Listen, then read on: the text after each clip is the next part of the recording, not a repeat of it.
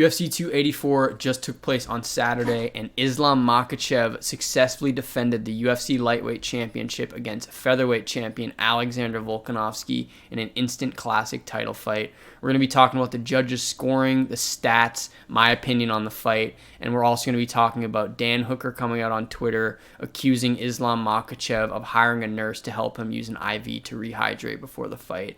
If you guys like this video and want to see more like it, leave a like, subscribe, and let's just jump right into it.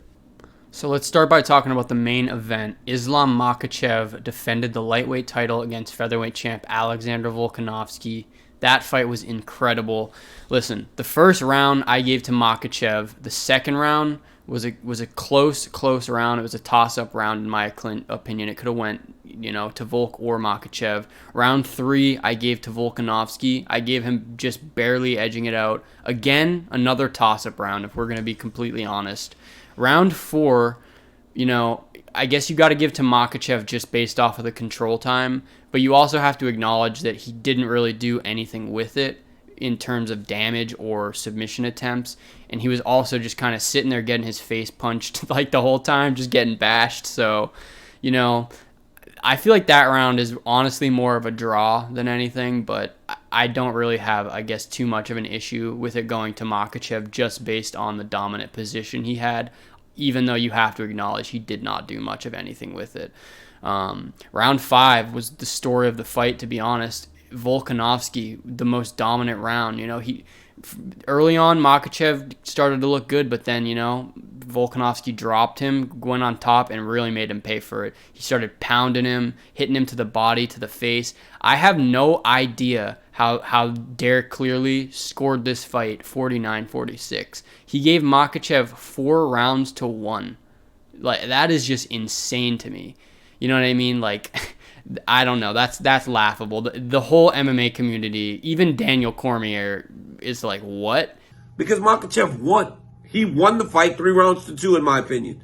The judge that scored at 49-46, it's just a bad scorecard.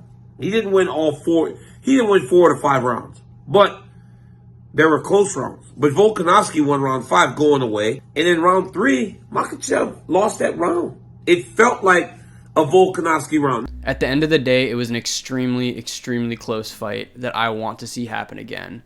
Alexander Volkanovski proved he belongs in the lightweight division, and he proved that he deserves a rematch with Islam Makachev. So if I was the UFC, I would set that rematch up immediately. But the issue is Yair Rodriguez. He just had a dominant performance over Josh Emmett, and he's now the interim featherweight champion. I would not be opposed to Volkanovski vacating the featherweight championship and letting Yair do his thing in the featherweight division until he settles his beef with Makachev, because this has to get settled, man. I could not imagine a world where Volkanovski moves down and loses to Yair Rodriguez, and then, there's no real story for him to go back up and fight Makachev coming off of 2 losses. So I would not be against him vacating, and then if he does win or lose the lightweight title, that's when he can decide if he wants to go down and challenge Yair Rodriguez. But until then, I really, really want to see this rematch. And now Islam Makachev claims the number 1 pound for pound status since he beat Alexander Volkanovski. The UFC has not updated the rankings yet, but I'm assuming they will shortly. I think the rightful owner to that number 1 pound for pound status is John Jones, if he's able to come back next month and beat Cyril Gane. He has the win streak. He has the credentials. He's the number 1 pound for pound in the UFC, especially if he's able to get the heavyweight title. But, that's a conversation for another day. And, I'm definitely going to make a video on that topic.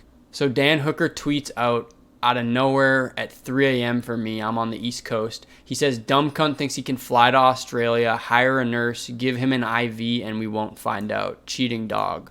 He's being very, very vague. He's not mentioning names. Then he tweets again and says, USADA doing fuck all, and it's an article. Google search an article that basically says that if you use an IV, you'll get suspended for 2 years. He says, prove me wrong, bet you can't. He doesn't cheat, he doesn't win. And then a fan is like, Dan, who are you talking about? It's early in the East Coast USA. It's hard to find out what you're talking about. And then Dan just comes out and says it flat out: Islam is a cheat. And there you have it. He has not supplied any evidence whatsoever, so I don't know where this is coming from, but he's outright accusing Islam Makachev of cheating with an IV. So, it's not really a good look for Dan Hooker because, if you have evidence for something like that, I feel like you would put it out there. So, I don't really know what Dan Hooker, why he's coming up with these claims or where they're coming from. But, not a good look because, obviously he's fought Islam Makachev in the past and it didn't go his way. He got stopped in the first round. So a lot of people are kind of online speculating if he's just salty or why exactly he's coming out with these claims. But, I'm interested to see if he does come out with any evidence in the future.